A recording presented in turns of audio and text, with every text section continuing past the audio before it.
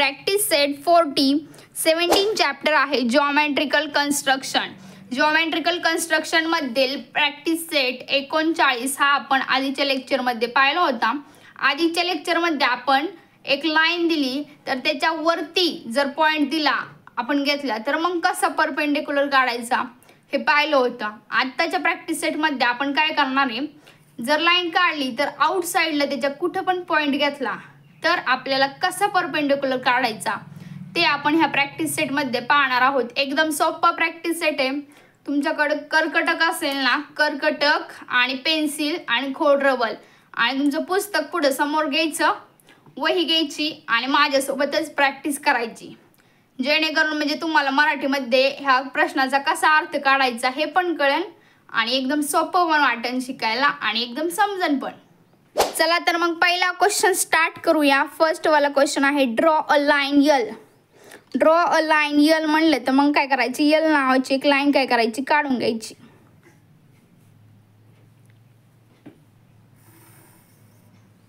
त्यानंतर आहे take any point P outside the line.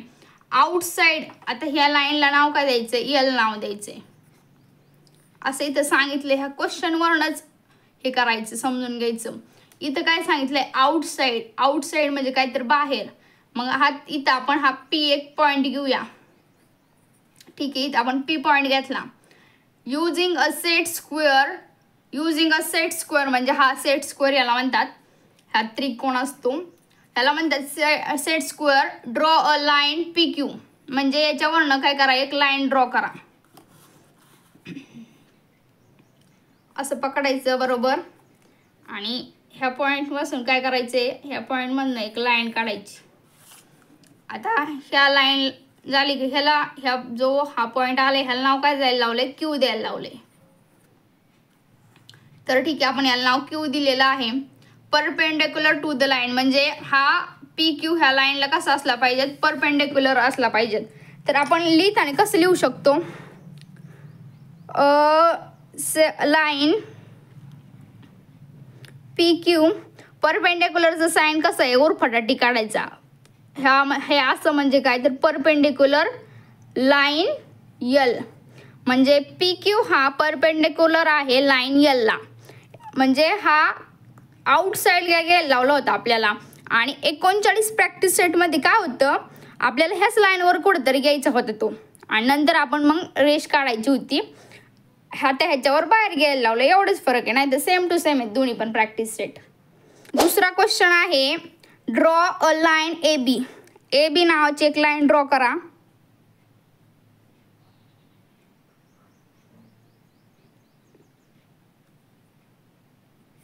ठीक आहे, ए बी नावाची आपण काय केली, ही एक लाईन ड्रॉ केली. त्याला नाव दिलं ए आणि B. Take a point M anywhere outside the line. Outside, outside हा शब्दाचा अर्थ असतो बाहेर. आउटसाइड कुठंतरी यम हा पॉइंट घ्या. मग आपण इथं यम घेऊ, तुम्ही इथं पण घेऊ शकता, इथं पण घेऊ शकता, कुठं पण तुमची मर्जी. आपल्या मनाने घ्यायचं ना, आपल्या मनाने सांगितलंय मग कुठं पण घ्यायचं आपल्या मनाने. Using a compass and ruler. Compass याला म्हटलं जातं कर्कटकला आणि रुलर म्हणजे इंग्लिशमध्ये पट्टीला रुलर म्हणलं जातं. A line M N perpendicular to A B म्हणजे काय सांगितलंय, तर परपेंडिक्युलर काढा ह्या यम साठी. ठीक आहे, आता ही लाईन आहे ना, याच्यापेक्षा जास्त अंतर आपण घेऊ. म्हणजे हा पॉइंट आहे ना, हा यम पॉइंट इथं पकडायचा आणि एवढं अंतरावर इकडे असे दोन कंस मारायचे. ते कंस मारल्यानंतर काय करायचं, असं करायचं, असं करायचं. म्हणजे हा एवढा एक अंतर घेतलं ना आपण, इथं एक आपण कंस मारला, इथं एक कंस मारला, अंतर चेंज करायचं नाही. नंतर परत इथं काय करायचं, इथं ठेवायचं कर्कटक. इथं एक मारला, इथं एक खाली एक मारलाय. त्याच्यानंतर काय करायचं, आता इथं पकडायचं, इथं ठेवलं का कर्कटक बरोबर ह्या पॉईंटवर ठेवायचं, इथं एक मारायचा, इथं एक मारायचा आणि आता इथनं काय करायचं, एक रेष मारायची.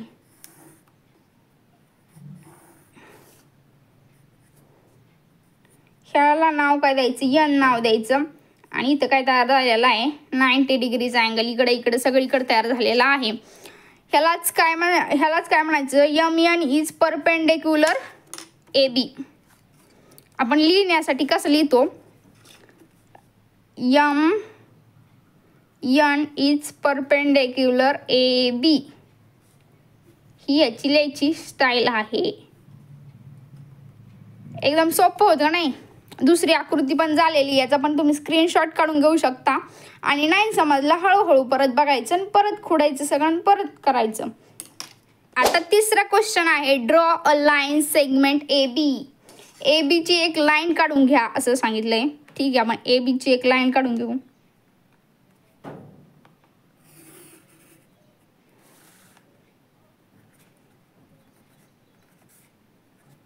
याला ए नाव देऊ, याला बी नाव देऊ.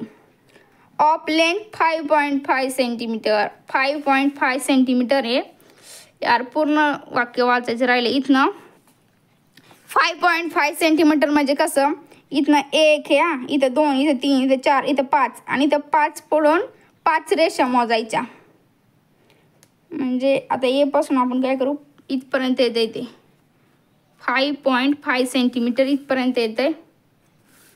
हा बी इकडं नाही लिहायचा, थांबा इरेझर.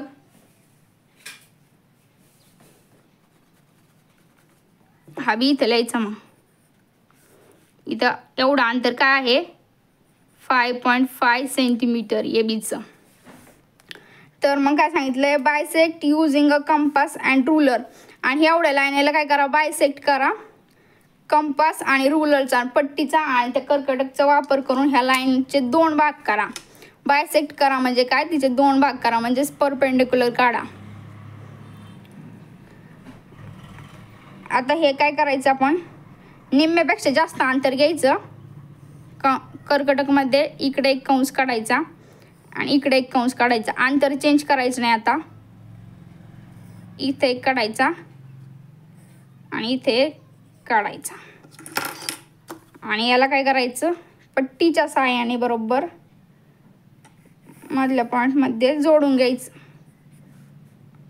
ह्याला नाव देऊ आपण ओ, ह्याला नाव देऊ, याला नाव देऊ पी, याला नाव देऊ क्यू. ठीक आहे. आता 5.5 आहे ना, मग आता 5.5च्या निम्म किती, तर त्याला 2ने आपण डिवाइड करू. बे 4, हातचाला 1, बे 7 14, म्हणजे 2.7ची रेष आहे का बघा बरं, मोजून बघू आपण. हा बरोबर आहे, 2.7ची करेक्ट रेष, म्हणजे ही आपली आकृती एकदम बरोबर आलेली आहे. तिसऱ्या क्वेश्चनची अशी आकृती आहे, म्हणजे आता तुमचा हा 17वा चॅप्टर आहे, नंतर 18वा चॅप्टर आहे. तेवढा एक चॅप्टर झाला तर मग काय झालं, तुमचा इयत्ता 6वीचा मॅथ्सचा सगळा सिलेबस संपण. एकदम सोपं आहे. असं एखादा क्वेश्चन तुमच्या परीक्षेत नक्कीच विचारला जाईल. आणि एकदम सोपं आहे, काय नुसती रेष आखायची आणि असं कर्कटकनी काढायचं. उलटं बाकीचे गणित करण्यापेक्षा किती सोपं आहे, नुसती आकृती काढली की झालं. चौथा क्वेश्चन आता आपण पाहूया, ड्रॉ अ लाईन XY. आता इथं काय माप बीप दिलंय का, नाही दिलेलं. XY नावाची एक लाईन काढा.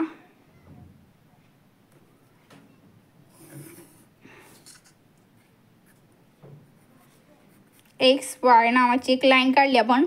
Take a point R on it, म्हणजे ह्याच्यावरती. ऑन इट, ऑन म्हणजे काय, तर ह्याच्यावरती R नावाचा एक पॉइंट घ्या. ठीक आहे, इथं आपण R घेतला, इथं आपण R पॉइंट घेतला. तर आता काय सांगितलंय, using a set of square draw a line perpendicular to XY, म्हणजे परपेंडिक्युलर काढा, म्हणजे असा टी सारखा काढा ह्या R वरनं कशाचा, सेट ऑफ स्क्वेअरचा यूज करून. सेट ऑफ स्क्वेअरचा यूज करून म्हणजे हे असंच. काय सेट ऑफ स्क्वेअरचा यूज करायचा ना, डायरेक्ट पट्टी घ्यायची, ही नसलं तरी चालतं पण ते आता सांगितलंय. आणि असं करायचं. आणि बघा आता हे सेट ऑफ स्क्वेअर सारखं झालेलं आहे का नाही, 90 डिग्रीचा अँगल तयार झालेला आहे का, इथं झाला आहे. तर ऑफकोर्स झालेला आहे. हा 90 डिग्रीचा अँगल आहे. आणि ह्याच्यापासून आपण काय केलेलं आहे, एक्स आणि वायला R हा परपेंडिक्युलर काढलेला आहे. आपण इथं नाव Rच ठेवू. ठीक आहे. इथं असं लिहायचं line R is perpendicular x y seg. सेग म्हणजे पण लाईन आणि लाईन म्हणजे पण लाईन. हा क्वेश्चन संपलेला आहे. हा प्रॅक्टिस सेट संपलेला आहे. हा क्वेश्चन संपलेला आहे आणि हा धडा पण संपलेला आहे. एकदम सोपा चॅप्टर होता हा चॅप्टर संपलेला आहे आणि तुमचा लास्टवाला फक्त 18वा एकच चॅप्टर राहिलेला आहे आणि त्याच्यामध्ये फक्त एकच प्रॅक्टिस सेट आहे. तो प्रॅक्टिस सेट झाला की इयत्ता 6वीचा सगळा सिलेबस संपलेला आहे. Thank you so much.